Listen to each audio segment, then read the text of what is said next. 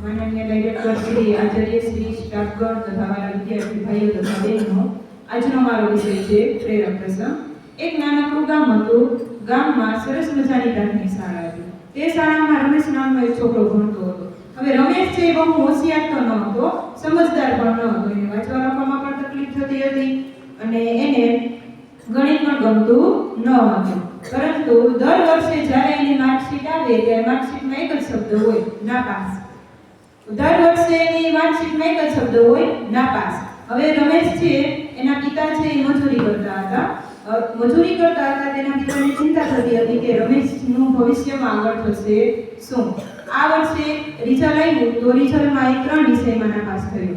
3 વિષયમાં નાપાસ થવાના કારણે તે શાળાના પગથિયે બેસી અને રડવા લાગ્યો. હવે જ્યારે તે રડતો હતો અને તેને મનમાં નક્કી કર્યું કે હવે મારે ભણવું જ નથી, ભણવાનું છોડી દેવું છે અને મારે હવે મજૂરી કરી લઈશું. આગળ જે થાય એ જોયું જાય. ત્યાં જે શાળામાં નવા આવેલા શિક્ષક છે તેની પાસે આવે છે અને રમેશને સમજાવે છે કે રમેશ, તું નાપાસ થયો બરાબર, એ કાંઈ ખોટું નથી, પરંતુ તું હાર માની લેશે ને એ ખોટું છે. એટલે રમેશને સમજાવ્યું. રમેશનામાં વિશ્વાસ આવ્યો, તે આગળ વધ્યો અને શાળા છૂટ્યા બાદ પણ તે શિક્ષક છે રમેશને સમજાવવાનું શરૂ કર્યું. અને રમેશનામાં વિશ્વાસના કારણે તે આગળ વધતો ગયો અને એનામાં વાંચતા લખતા પણ આવડી ગયું, ગણિત પણ ગમવા લાગ્યું. અને આ વર્ષે જ્યારે રમેશનું છે રિઝલ્ટ આવ્યું ત્યારે તે પાસ તો થયો. માર્ક્સ વધુ ન હતા પરંતુ તેનામાં વિશ્વાસ વધ્યો કે આગળ કંઈક કરી શકશે.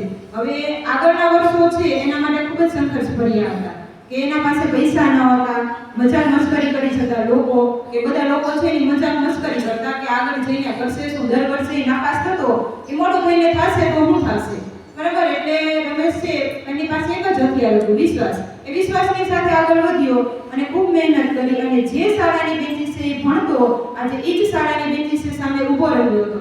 હા, હવે રમેશ છે એ શિક્ષક બની ગયો. એનું જે સપનું હતું ને એ સપનું એને પૂરું કર્યું. અને રમેશ કહેતો કે જ્યારે શિક્ષક બની ગયો ને ત્યારે કહેતો કે વિદ્યાર્થીનું ભવિષ્ય છે એ માર્ક્સથી નક્કી નથી થતું, પરંતુ વિશ્વાસથી વિદ્યાર્થીનું ભવિષ્ય છે એ નક્કી થાય છે બરાબર. આપણે નાપાસ થઈએ તો એ કાંઈ ખોટું નથી, એ ખરાબ નથી. નાપાસ થવું એ નિષ્ફળતા નથી, પરંતુ આપણે જે અહીંયા હાર માની લઈએ છીએ બસ એ જ નિષ્ફળતા છે.